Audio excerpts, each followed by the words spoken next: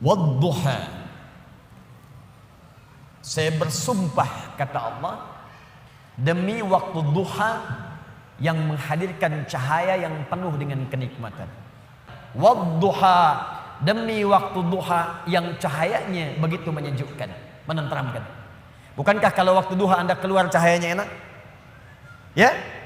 Nah, sumpah yang pertama ini ada yang memaknai dengan kalimat makna hakiki. Ini bersumpah dengan suasana alam yang sejuk. Tapi ada yang memaknai dengan kalimat majazi, kata kiasan. Muhammad, saya bersumpah, tanamkan pada hatimu yang paling dalam demi keadaanmu yang pernah mengalami ketenangan. Seperti halnya engkau merasakan cahaya duha. Demi kondisimu yang pernah merasakan sukacita, yang pernah enak, pernah nyaman, gak ada gangguan, persis seperti engkau berjemur dalam suasana duha. Bukankah kalau Anda keluar suasana duha enak? Dalam bahasa bebasnya, saya bersumpah demi ketenangan, kenyamanan, kesejukan yang pernah engkau rasakan dalam hidupmu sampai dengan sekarang, seperti merasakan cahaya duha. Walaili idza saja. Hati-hati. Dan saya pun bersumpah demi malam apabila telah datang gelap gulita. Demi malam apabila nampak gelap sehingga tidak terasa, tidak terlihat apa yang ada di sekitarannya. Ini pun bisa diartikan bahasa kiasan. Ada orang, maaf ya, dihadapkan pada sebuah peristiwa, berat peristiwanya, seperti orang berada di tengah malam. Memang suasananya siang, matahari ada, tapi bebannya begitu berat sampai-sampai matanya terasa gelap, kayak orang limbung, jalan limbung. Pernah punya masalah di kantor, tiba-tiba baru datang, Anda dipecat. Oh, astagfirullah. Kenapa Pak? Jangan tanya alasannya, pulang saja. Padahal suasana siang, terang benderang, mataharinya juga terik, tapi seakan-akan kita mendapatkan sesuatu yang gelap. Jadi ada beban-beban tertentu dalam kehidupan yang terasa begitu gelap. Maka muncul kalimat walaili idza saja. Ataupun suasana yang engkau punya beban Muhammad, saking beratnya beban itu seperti engkau berada di pertengahan malam yang tidak ada cahaya. Sulit berjalan, sulit meraba sampai ada beban di pundakmu. Ma wadda'aka rabbuka wa ma qala. Tanamkan dalam jiwamu, aku bersumpah kata Allah, dan ini komitmenku kepadamu. Baik engkau dalam suasana suka seperti waktu duha, ataupun dalam suasana punya beban yang sangat berat, tanamkan, yakinkan pada jiwamu, aku tidak akan pernah meninggalkanmu untuk selamanya.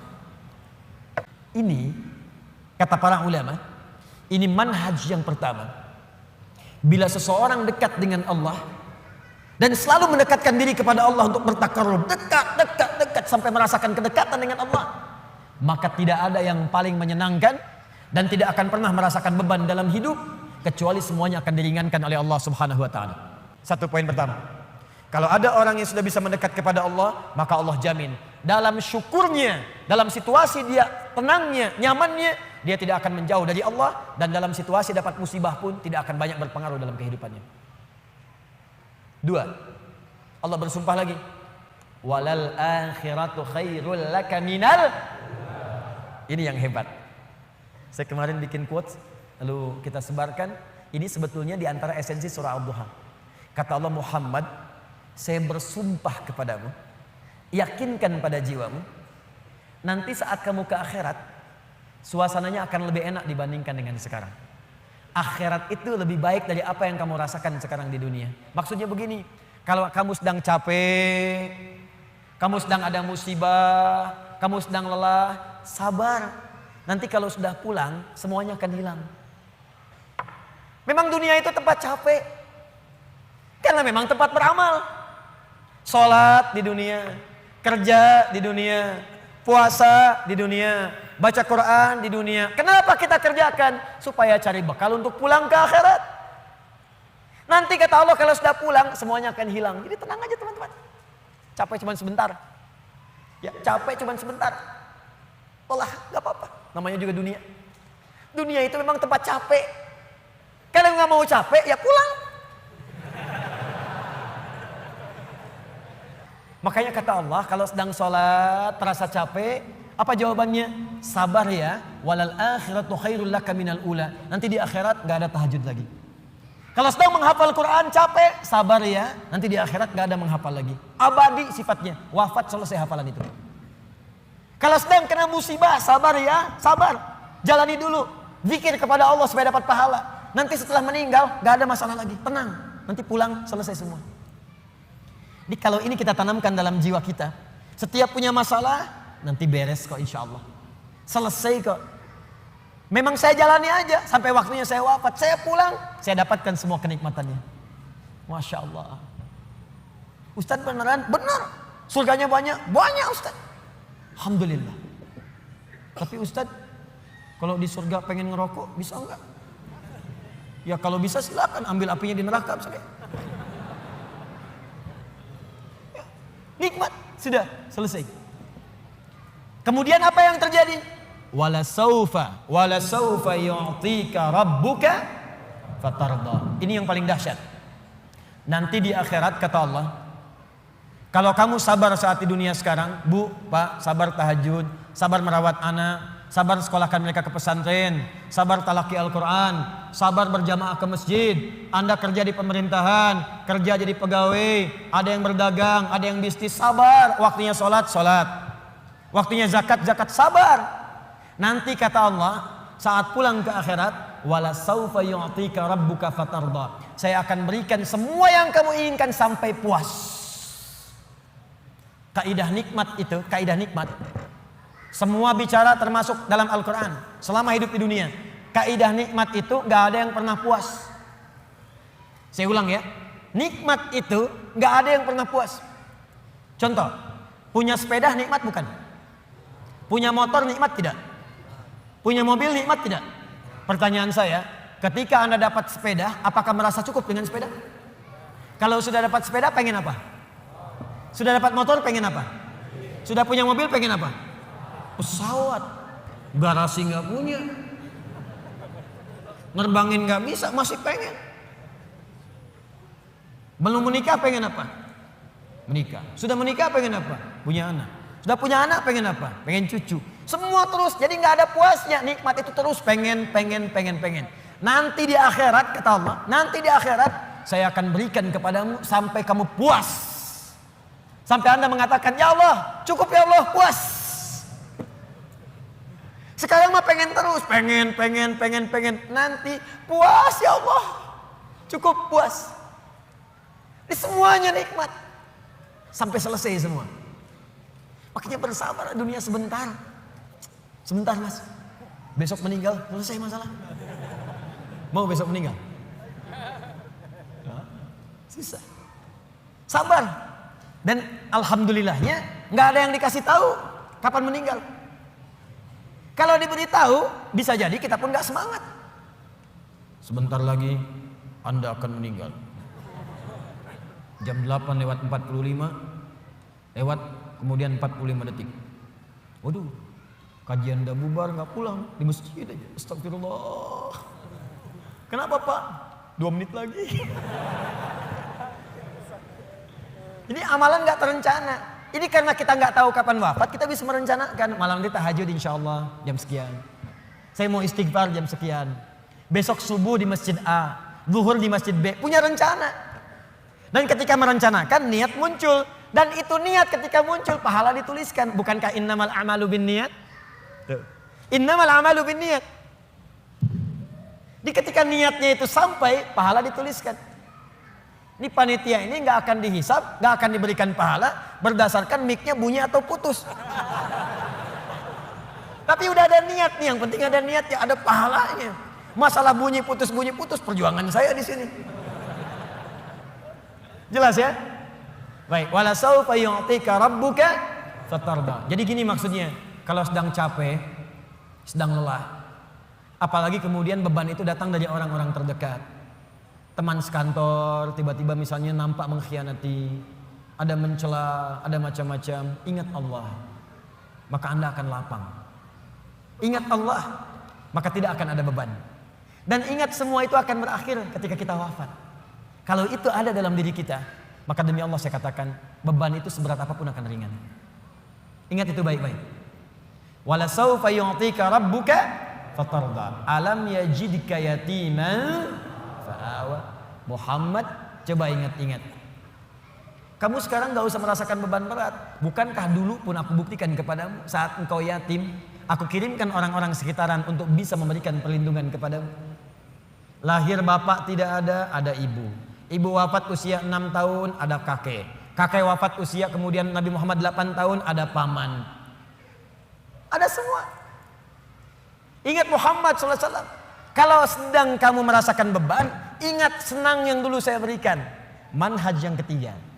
Kalau sedang merasakan kesulitan dalam masalah, kalau masalah ingin cepat diringankan oleh Allah, maka bandingkan masalah itu dengan solusi yang pernah dirasakan sebelumnya. Bandingkan persoalan yang sulit itu dengan kesenangan yang sudah dirasakan sebelumnya. Suami istri sedang punya masalah, malam ini punya persoalan, sampai nggak bicara. Coba duduk dulu baik-baik. Ingat masa-masa senang ke belakang. 15 tahun berumah tangga, masa mau dikalahkan dengan masalah di satu malam? Ingat banyak senangnya atau banyak dukanya, banyak sukanya, banyak dukanya, banyak nyamannya, banyak masalahnya. Coba timbang-timbang lagi. Mungkin dengan menghadirkan nostalgia kesenangan itu, yang ini akan terasa ringan. Ada proyek gak selesai, dimarahin sama bos. Anda kerja sudah 10 tahun, dimarahin baru hari itu. Senangnya kan banyak, udah 9 tahun. Masa persoalan sehari mengalahkan persoalan 9 tahun yang senang ke belakang? Kan tidak lucu. Anda gagal satu ujian, 9 mata kuliah lulus semua. Masa harus meratapi diri pada yang satu itu? Selesaikan. Mungkin di situ Allah ingin berikan anugerah supaya Anda paham lebih dalam. Mungkin disitulah kepakaran Anda supaya belajar lebih dalam lagi. Diangkat kemudian karena pakar itu, di masalah itu. Saya dulu itu setiap menghadapi pelajaran-pelajaran bahasa, apalagi balaghah, macam-macam dan sebagainya itu. Di situ perasaan awal pertama sulit saya hadapi. Begitu dihadapi, rupanya Allah menginginkan kita lebih fokus pada masalah itu. Seakan awalnya susah, ternyata ada nikmat di balik itu. Itulah poinnya teman-teman sekalian. Jika Anda sedang merasakan kesulitan, ingat masa-masa lalu saat Allah memberikan banyak nikmat dalam kehidupan kita. Jelas sampai di sini? Baik. Wa wajadaka dhallan fahada. Ingat Muhammad, dulu engkau belum pernah punya pengetahuan seperti sekarang. Engkau belum dapat bimbingan dari wahyu seperti sekarang. Ini dhallan di sini jangan sembarangan menerjemahkan ya. Di Al-Qur'an itu ada kalimat serupa tapi maknanya bisa beda. Ghairil maghdubi 'alaihim waladdallin.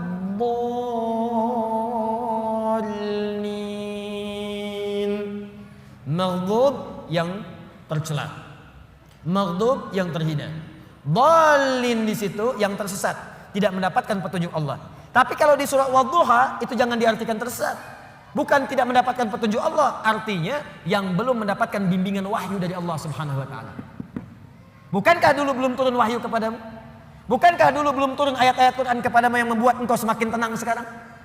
Lalu setelah itu fahada, datanglah kemudian ayat-ayat itu. Hada itu kata kerja, kata bendanya hudan. Al-Quran disebut dalam Al-Quran dengan nama hudan.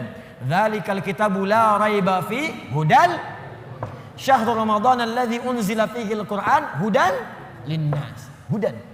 Wajadaka dhallan fahada. Muhammad, dulu kamu belum punya pengetahuan, sekarang dapat ilmu. Dulu kamu belum dapat bimbingan wahyu, sekarang dapat wahyu. Maksudnya apa? Ingat-ingat Muhammad. Sekarang saat kamu dapat beban seperti ini, jangan cepat banyak menyesali, karena banyak nikmat Allah yang lain yang bisa kamu hadirkan. Nikmat pengetahuan, nikmat kesehatan, nikmat mendapatkan bimbingan. Nah ini pun Bu, Pak, penting untuk disadari. Kalau sedang merasakan sulit di satu nikmat, maka ingat nikmat-nikmat yang lainnya. Misal, maaf ya, Ustadz saya diponis oleh dokter, jantung saya sakit Ustadz. Jantung kan sakit, tapi kan otak masih sehat, telinga masih sehat, lisan masih sehat, mata masih sehat. Salahnya manusia kadang-kadang mengaitkan penyakit dengan kematian. Teori wafat itu nggak butuh penyakit. Wafat itu kalau ajal tiba langsung wafat, nggak ada penyakit pun wafat. Banyak orang sehat wafat, banyak orang sakit bahkan sampai koma belum nyampe titik. Banyak orang sakit di rumah sakit, tapi yang meninggal bisa yang sehat duluan. Karena kaidah untuk wafat itu bukan penyakit, ajal tiba. La yastakhiruna sa'atan wa la yastaqdimun. Quran surah 7 ayat 34. Ini kesalahan manusia tuh kadang begitu.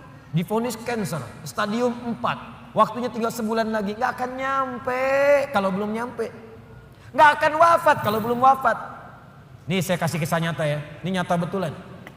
Ada orang divonis sudah berat nih, Penyakitnya dalam. Sampai dokternya mengatakan ini nggak akan tahan daripada 2 pekan secara medis. Orang ini mau berangkat haji. Udah muntah-muntah, udah macam-macam. Dia paksakan berangkat. Sampai dia bawa bekal, nggak apa-apa lah.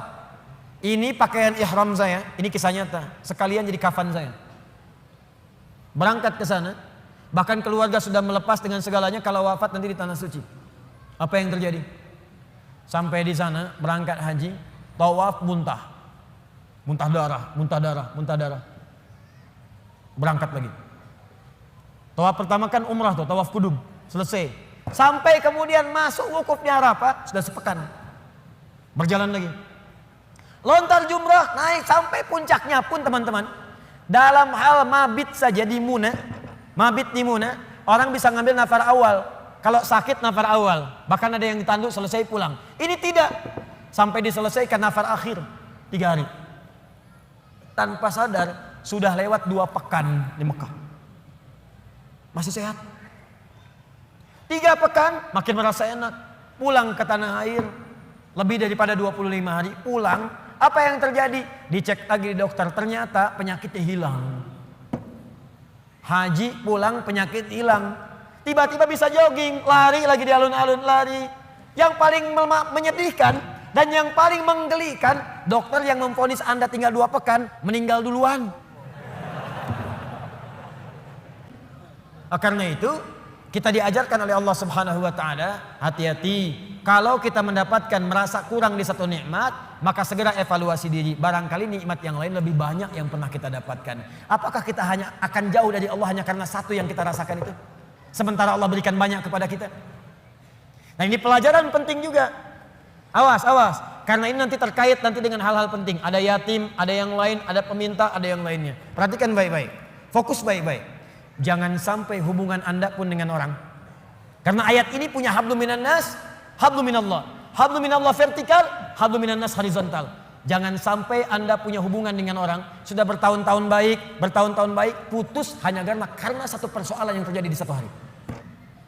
Sering terjadi begitu. Anda nggak sadar, bertahun-tahun berteman, bertahun-tahun berkolega, bertahun-tahun bertetangga, di pemerintahan, di jabatan, di harta benda, di macam-macam. Cuman gara-gara satu persoalan lupa dengan kebaikan yang pernah terjadi di masa-masa lalu. Kalau itu terjadi dalam hidup Anda, maka Anda sedang dikuasai oleh setan. Anda sedang jauh dari Allah. Karena ayatnya mengatakan orang yang dekat dengan Allah tidak akan dipengaruhi oleh persoalan-persoalan yang tiba seketika, dan dia tidak akan melupakan kebaikan-kebaikan yang pernah terjadi di masa lalu. Lawan dari Allah itu tagut. Tagut terbesar itu setan. Allahu waliyul ladzina amanu yukhrijuhum minadh dhulumati ilan nur wal ladzina kafaru awliya'uhumut taghut. Tagut terbesar setan. Jelas sampai sini? Kalau sudah seperti itu, maka syukuri semua nikmat tadi.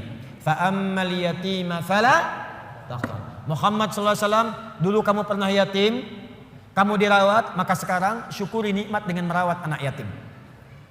Nah, ini maksudnya, maaf sekali lagi, tolong hadirkan syukur sesuai dengan nikmat yang telah Allah berikan kepada kita. Contoh, Allah berikan nikmat harta, maka keluarkan syukur itu dalam bentuk harta juga. Rajin bersedekah, rajin berinfak. Ya, Allah berikan nikmat Al-Quran, maka berikan bentuk syukur dengan bentuk Al-Quran juga. Ke masjid imami, ajari murid-murid Quran, buka majlis ta'lim tentang Quran, itu bentuk syukurnya. Di ketika Nabi pernah yatim, dirawat oleh orang lain, kemudian kata Allah, wujudkan bentuk syukurmu dengan merawat anak yatim juga. Fa ammal yatima fala taqhar. Maka jika ada anak yatim, sayangi, sayangi, sayangi, sayangi. Wa ammas sa'ila fala tanhar. Kalau ada orang nanya, kamu kan Muhammad saya berikan ilmu, berikan Al-Quran, berikan wahyu, maka bentuk syukurnya setiap ada orang bertanya tentang ilmu, tentang wahyu, berikan kepadanya. Berikan. Jangan tutupi. Sesuai dengan kadar kelapangannya. Maka itulah prinsipnya, kalau kita ingin bersyukur dan ditambah nikmatnya oleh Allah, setiap diberikan nikmat, maka cepat syukuri nikmat itu sesuai dengan fungsinya. Kalau harta, sedekah. Kalau ilmu, ajarkan. Kalau Quran, tampilkan. Demikian seterusnya. Kalau Anda hidupnya begitu, ringan kita. Terima kasih, terima kasih, terima kasih. Jadilah terima kasih. Enak. Dan gak akan ada beban. Ini saya bingung deh. Kadang-kadang cuman karena rebutan mobil, rebutan motor berkelahi, dua-duanya meninggal. Motornya nggak ada yang dapat. Cuman karena rebutan minum, berkelahi, rebutan lahan. Kemarin ada orang rebutan lahan sampai berkelahi, bacok-bacokan. Ada yang pakai golok sampai meninggal, sekian wafat, sekian luka. Aduh, ketika meninggal dapat apa? Tanahnya nggak dapat, lahannya nggak dapat. Apa yang didapatkan meninggal? Yang dibunuh meninggal, yang membunuh meninggal. Dua-duanya wafat. Cuman statusnya beda di hadapan Allah. Karena itu jangan berlomba dengan urusan dunia, capek. Nggak elit, nggak keren. Wafatnya nggak dapat apa-apa. Setelah itu baru kan bicara kepada diri Anda. Nah, ini bagian terakhir. Wa amma bi ni'mati rabbika. Bagian terakhir. Dan kalau Anda mendapatkan nikmat dari Allah Subhanahu wa taala, untuk menguatkan dan mensyukuri nikmat itu, boleh Anda kemudian membincangkan nikmat itu. Kalimat Qur'annya fahadits bukan fa'akhbir. Kalau fa'akhbir, sampaikan pada orang. Bikin pamflet dari Sabang sampai Merauke.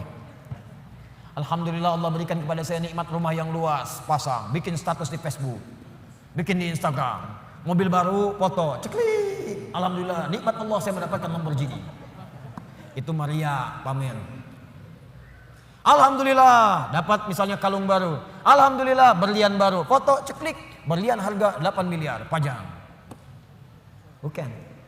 Fahadits itu punya dua arti. Satu, membincangkan ke dalam jiwa secara langsung. Diajak bicara diri kita. Ya, diajak bicara. Misal, pernah kan satu waktu kita merenung, ya kan? Lalu kita katakan pada diri kita, alhamdulillah nih dapat ini, itulah fahadits. Jadi untuk mendekatkan diri kita dengan Allah, misal, bisa konsisten tahajud malam, tahajud. Ajak bicara diri kita. Alhamdulillah, Allah telah memberikan nikmat tahajud, besok harus nambah lagi, jangan sampai telat. Alhamdulillah Allah berikan nikmat Quran, kamu jaga ya, kita jaga ya Allah, mudah-mudahan masuk ke surga. Itu untuk menguatkan diri kita. Jadi kalau terbiasa dengan satu nikmat ibadahkah, nikmat hartakah, nikmat ketenangankah, untuk menguatkan nikmat itu hadir dalam jiwa kita, ada bicara diri kita. Supaya nikmat itu melekat kuat dalam diri kita dan terjaga sampai menghadap kepada Allah Subhanahu wa taala. Yang kedua, hadis itu bisa berarti berbagi sesuai dengan porsinya. Misal, seorang guru ingin motivasi muridnya yang khusus. Datang dia murid-murid khusus. Boleh berbagi pada muridnya. Alhamdulillah, anak-anakku sekalian, murid-muridku, Allah titipkan kepada saya hafalan Quran 30 juz. Yang dihafalkan dalam 6 hari misal. Allah berikan kepada saya sekarang titipan fiqih. Allah berikan titipan saya kepada saya misalnya titipan hadis. Itu tidak ditempuh dengan biasa-biasa. Mesti rajin tahajud, mesti rajin baca Al-Quran, mesti rajin sedekah, mesti ijtihad untuk belajar. Itu boleh, sah.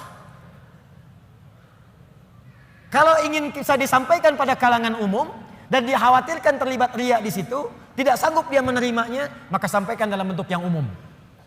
Alhamdulillah Bapak Ibu sekalian, kita sudah mendapatkan nikmat dari Allah, seperti Allah juga berikan nikmat kepada saya. Seperti mungkin Bapak Ibu lihat, alhamdulillah. Bapak Ibu juga punya nikmat dari Allah, alhamdulillah. Seperti halnya Allah berikan kepada saya juga kepada Bapak Ibu sekalian. Itu fahadits namanya. Disesuai dengan konteksnya, sesuai dengan keadaan orang yang diajak bicara. Di fahadits itu bukan kemudian mengupload nikmat di Facebook, mengupload harta benda di Instagram. Lalu Anda tuliskan di situ rumah baru, wa amma bi ni'mati rabbika fahadits. Bukan begitu maknanya. Pulang dari haji boleh. Saya kumpulkan tetangga untuk berbagi zam-zam. Gak usah bicara. Zam-zamnya dibagi, kurmanya dibagi. Wa amma bi ni'mati rabbika fahadits. Mau berangkat boleh. Minta doa. Ya, datang misalnya, bagikan makanan misalnya sedekah.